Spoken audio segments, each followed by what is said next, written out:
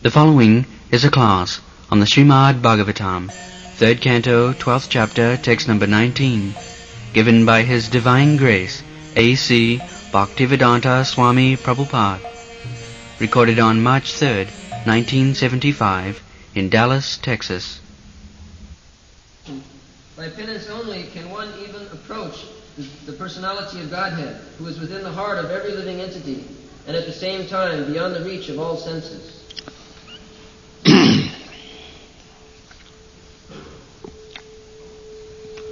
तपसैव परम ज्योति भगवंतम मधोक्षजम सर्वभूत गुहावास अंजसा बिंदते पुमा.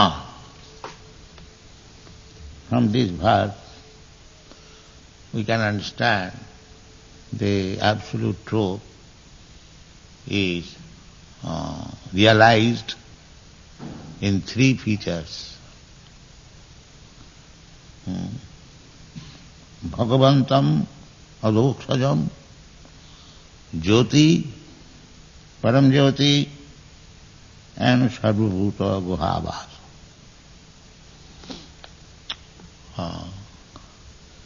The first realization is jyoti. The next realization is sarvabhuta guhavasam, and the last final realization is Bhagavantam adokshajam. The example we have given many times that the sun is there. The first realization is that we come in touch with the sunshine. That is very easy. Anyone can come in light of the sunshine. It is open to everyone. Then another feature of the sunshine is the sun glow. That is not so easily available. You cannot go to the sun glow. According to the modern scientific conclusion, and we can understand that the sun glow is away from us by 93 millions of miles. And still we cannot tolerate the temperature. And what will be your position if you go to the sun glow? Before reaching sun glow, even by some millions, we are already apart, 93 million miles. And suppose when there is 3 million miles apart from 90, then the temperature is so high that we will be finished. We cannot approach the sun glow even. And what to speak of entering into the sun glow? That requires a different body. Of course, there are living entities in the sun glow, within the sun glow. And there is the predominating deity also, the president you may call. There is a state, just like you have got here, United States. There is state also. And there is also president. And the president name is Vibhushan. Everything is there in the Shastra. We read from Bhagavad Gita, Krishna says, I spoke to Vibhushan, the president or the predominating deity in the sun glow. So this is all fact. It is not fiction. You are seeing the sun glow, and you are seeing that the sunshine is coming from the sun glow. So it is a glow, therefore there must be inhabitants. But their body is different. That is, just like this earthly planet is made of earth or dirt, that is made of fire. This is within these 5 elements: earth, water, fire, air, ether. So the mixture of these things are there also. But the fire element is there, prominent. As here in this earth, all the mixtures are there, but here the earthly element is prominent. So this is also one of the material worlds. So there are different varieties of planets. That is God's creation. This is also God's creation, that is also God's creation, but I cannot go there. Land is God's creation, water is God's creation. But you cannot live in the water, and the fish cannot live on the land. Similarly, although there are millions and trillions of planets within this universe, you have to live in that particular planet where you are destined to live. That is condition. You cannot go to the sun planet or moon planet. Otherwise, what is the meaning of conditioned life? Conditioned life means you are given opportunity to live on this planet, and the other living entities, they have been given opportunity to live in the sun planet. So they cannot come and live here, and we cannot go there and live there. This is called conditioned life. You must live under condition. You are not free. Otherwise, they are attempting so much to go to the moon planet. We are doubtful whether they are actually going. But no benefit has been derived by this.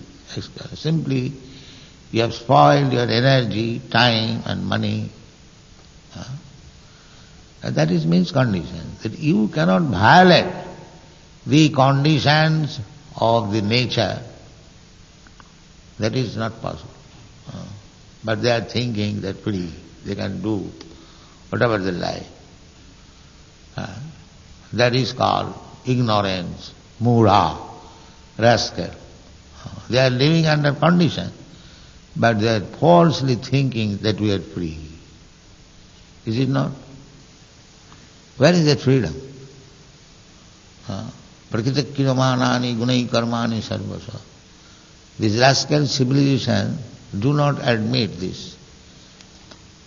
They are so full that they are conditioned in every step, and still they are thinking they are free. This is called illusion. Therefore, to get that freedom, you have to work for it. Freedom does not come so automatically. Just like you are diseased, you are under the control of fever or some other painful condition, under some disease. So, you have to undergo some penance, just like you are suffering from some boil on the body. It is very painful. Then, in order to cure it, you have to undergo the surgical operation. If you want to be cured, therefore, tapasa, that is tapasa. Tapa means painful condition. Tapa, it's like temperature. If you are put into high temperature, 110 degrees, then it is very intolerable for you. It is very painful. Even for us Indians, we are born in India, tropical climate, still when the temperature is more than 100, it becomes intolerable. And what to speak of you are born in a different temperature. Similarly, we cannot tolerate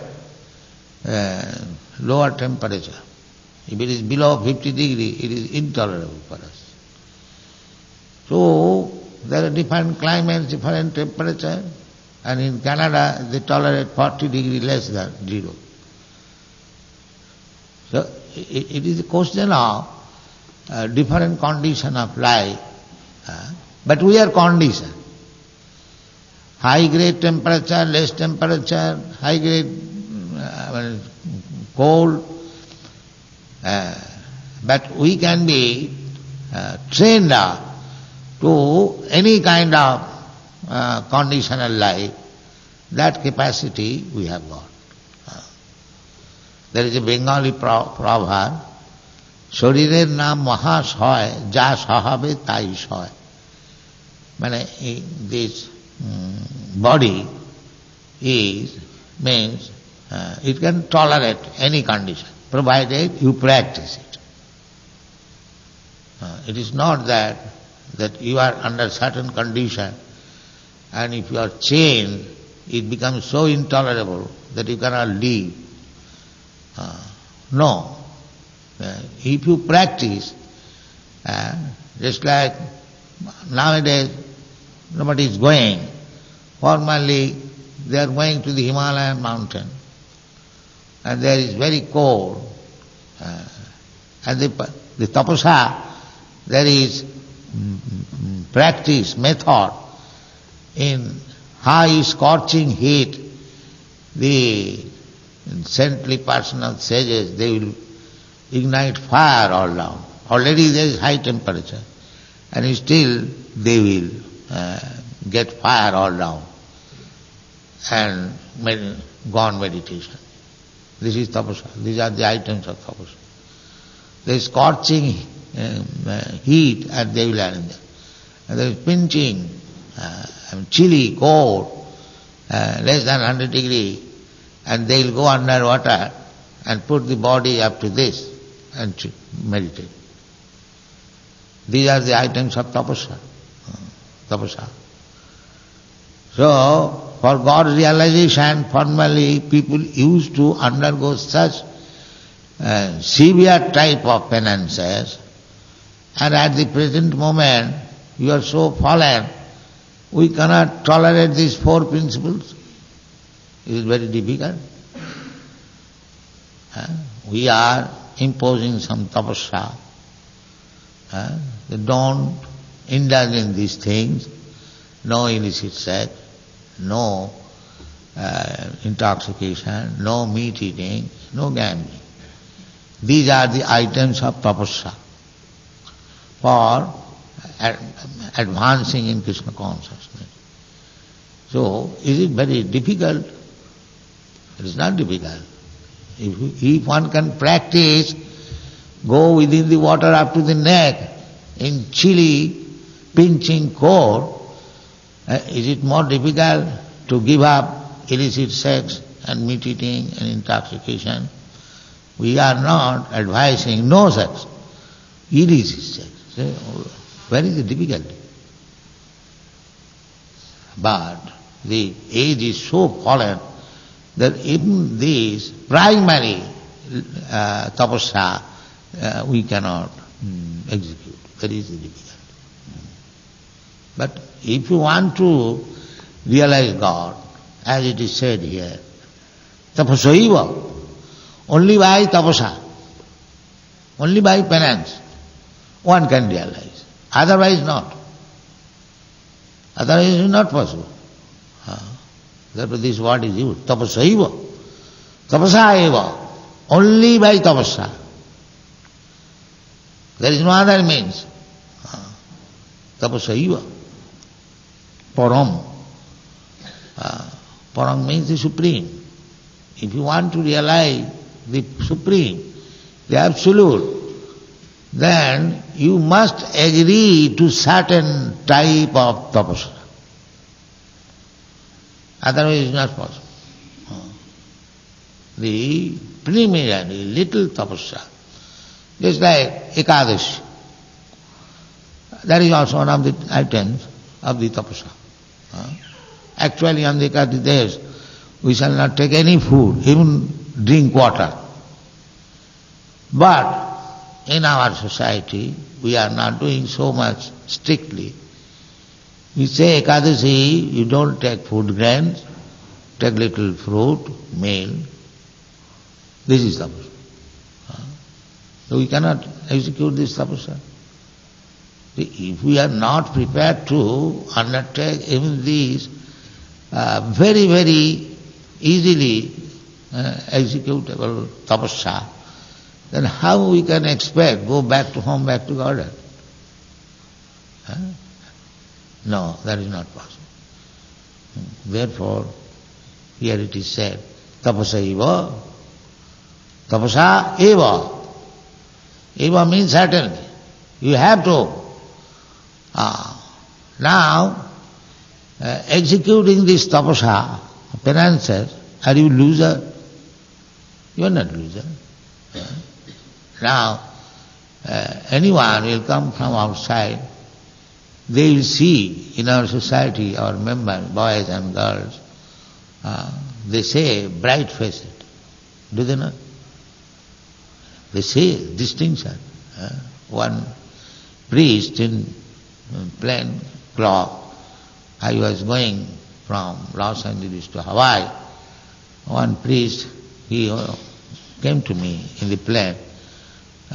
So he asked my permission, can I talk with you? And yes, why not? So his first question was that I see your disciples very bright-faced. How it has been done?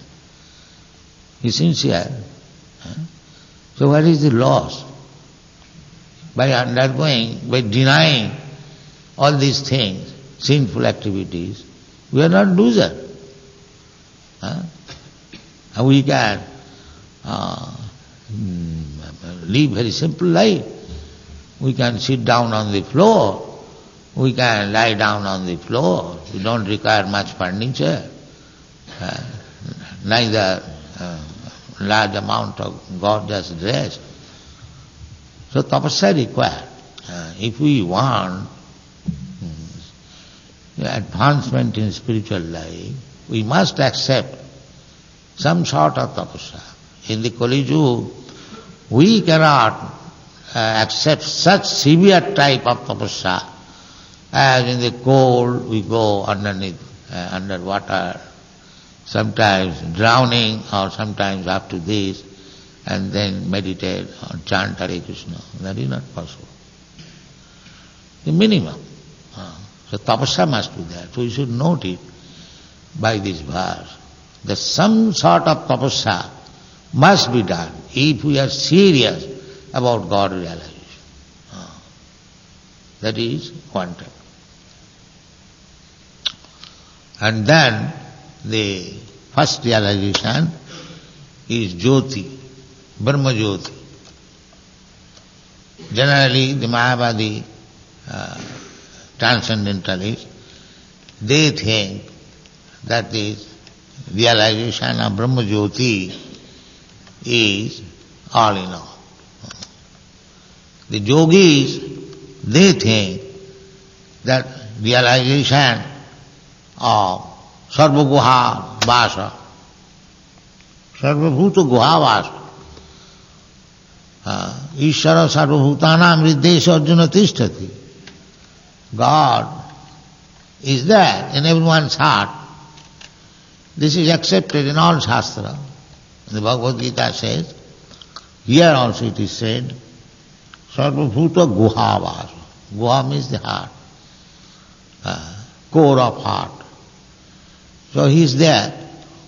So one feature is Brahma Jyoti, another feature is Sarva Bhuta Guha Vasa. The Lord is everywhere. Not only your heart, my heart, or any animal's heart, beast heart, bird's heart, but He is also within the atom. Andantarastham paramanu chayantarastham. Paramanu means atom. Within the atom there is also. Sarva Bhuta Guha, within. Vasa is living there. So this is one feature. This is called Paramatma feature, a super soul feature. As it is said in the Bhagavad Gita, Kshetragganchapi mang vidhi sarva kshetreshu bharata. I am also owner of this body, but I am distributed in everyone's heart. In another place, sarvasya chahang ridisannivistya. So God is present everywhere. He is omnipotent, omnipresent. So, in our temple, He is already there and is still more manifest. He is present here as Archa Vigraha, the form of the body by which He can accept our worship. He can accept. It is not that He is different from the original Krishna. No, He is Krishna, the same Krishna. Golokeva Nivasati, who is living in Golok Vrindavan. But Akhilatma Bhuta, He can present Himself in different forms for accepting service, for realization. So the Archa Vigraha is also Krishna. Therefore, adhokhajam, adhakrita akhajam gyan. Our knowledge is what we see. We can see stone, we can see metal, we can see other material elements, wood. So Krishna has appeared as we can see Him. Because we cannot see more than stone, wood, metal. Therefore, Krishna has appeared as stone statue. But He is not stone statue. That you have to understand. He is Krishna. But He is so kind that He has appeared before us as we can see. This is the philosophy. Not that stone is Krishna. Stone is also Krishna in the ultimate sense. Because stone is the expansion of energy of Krishna. Material energy. Bhumi rapanalo vayu kangamano buddhiri. Bindame prakriti astadha. This is called philosophy of inconceivable, one and different. The same example can give that the sunshine. In the sunshine there is heat and temperature. That means the sun is there. The sunshine has come. Why you are standing? If you stand this side. If the sunshine has entered my room, therefore sun has entered my room. This is Mayavadi problem. No. By the entrance of sunshine within your room, the sun has entered and has not entered. This is right philosophy. Achinta Bhedaved. Achinta, simultaneously, one and different. This is Chaitanya Mahaprabhu's philosophy. Achinta Bheda. We cannot think at just that how one thing can be the other thing. That we cannot experience due to our little fund of knowledge, poor fund of knowledge. But in case of Krishna, God, that is possible. Simultaneously, one and different. So here, if you think to the atheist, this form is made of stone, and they are thinking that this crazy fellow, they are worshipping a stone. In that sense, Krishna is not there. If a crazy man breaks this statue, he does not break Krishna, but he breaks the stone.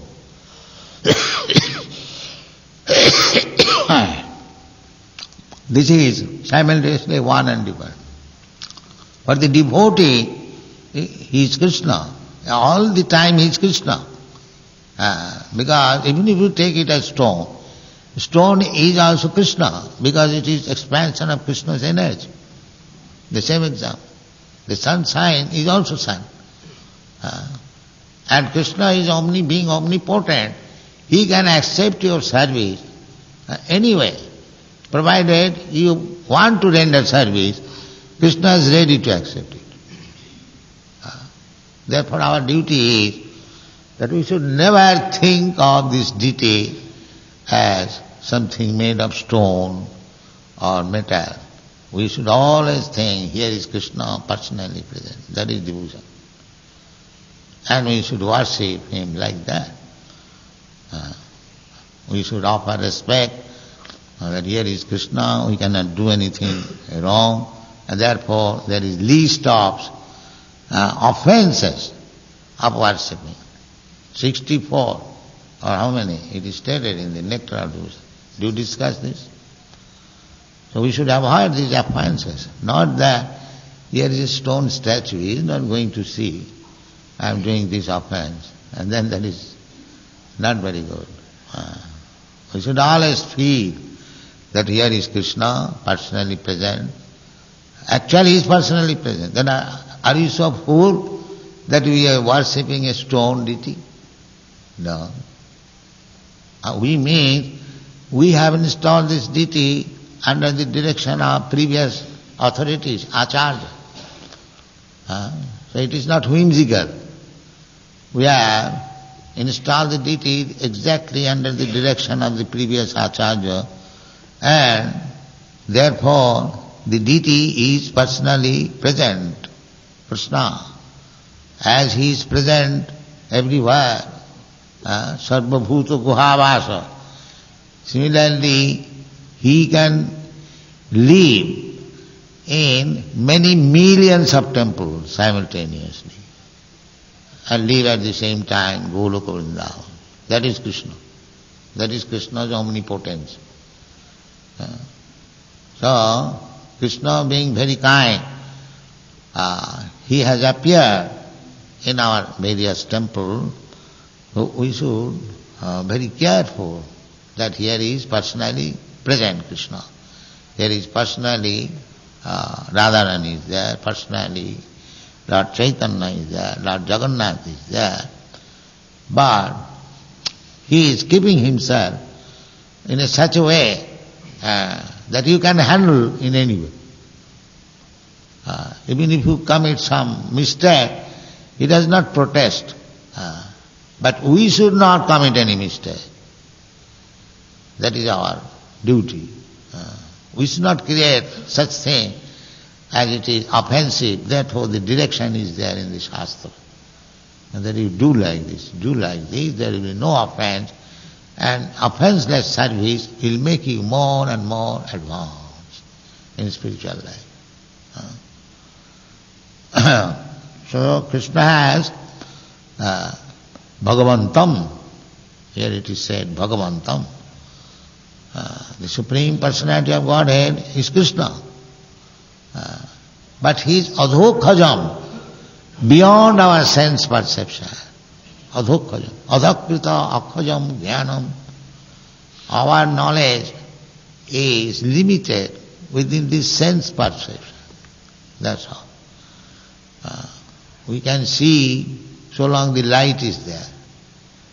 If the light is not there, then our seeing power is finished. Therefore, it is limited. And Krishna is beyond this limitation. Therefore his name is Adhokhajam. Adhakrita akhajam jnanam jatra. Akhajam jnanam means knowledge acquired by sense perception. Akhaja. Akha means eyes, and jaw means generated. So I see this book, because my eyes are seeing it is a book, but as soon as the light is off, I cannot see where is the book and where is the table, where you are. Similarly, we cannot see at the present moment by the imperfect senses what is Krishna. Therefore it is Krishna's kindness that he has appeared before you in a manner by which you can see him. This is Krishna's mercy. Not that the atheistic philosophy, they are worshipping deity, some stone, some metal, not like that. He is adhokaya. We cannot see Krishna with our present eyes, but we can see him through the scripture. Through the scripture is that although we cannot see him by our present imperfect senses, adhokaya, beyond our perception, still we can see him. How? Through the authorities. Through the authorities. The same example as I have given, that I do not know who is my father. But through the authority of mother, I can see him. Here is my father. This is called authority, seeing. If mother certifies that, my dear child, here is your father. That is the only certificate, authority. You can understand who is your father. Otherwise there is no. By experimental knowledge, by mental speculation, he may be my father, he may be my father, he may be my father. That you go on speculating for many millions of years. Still you will not be able to understand who is your father. But if you take the authority of your mother, immediately you understand. That means adhokaya. You cannot speculate what is God. But if you take the authority, then you can understand God. Otherwise it is not possible.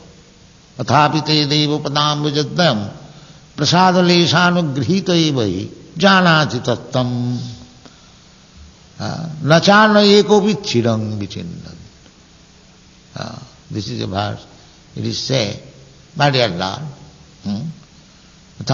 your lotus feet, padambujadam, can be understood by a person who has received a little favor. Athapite deva padambujadam prasadaleshanugrhita evahi. One who has received little favor, he can understand you. And what for others? For others, no cha anna ekopi chiranga vichinna. If they speculate for millions of years, still they will not be able to. Just like in your country, Bhagavad Gita was being read for the last 200, 300 years. So many scholars, so many Indian scholars or Americans, they have written Bhagavad Gita. But not a single person understood Krishna. Not a single person.